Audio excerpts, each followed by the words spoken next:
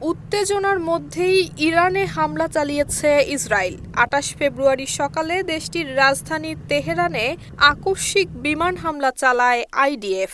হামলার বিষয়টি নিশ্চিত করেছেন ইসরায়েলের প্রতিরক্ষা মন্ত্রী ইসরায়েল কাটজ। RICL TMX, যুগের পর যুগ স্থাপনা থাকে মজবুত। হামলার সময় নিজ দেশের জনগণের উদ্দেশ্যে জাতীয় সতর্কতা জারি করে আইডিএফ।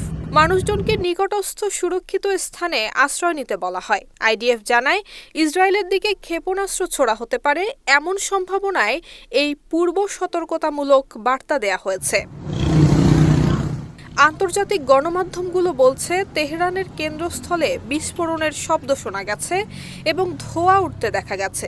জানা গেছে, তেহরানের ইউনিভার্সিটি স্ট্রিট এবং জমহুরি এলাকায় একাধিক ক্ষেপণাস্ত্র আঘাত এনেছে।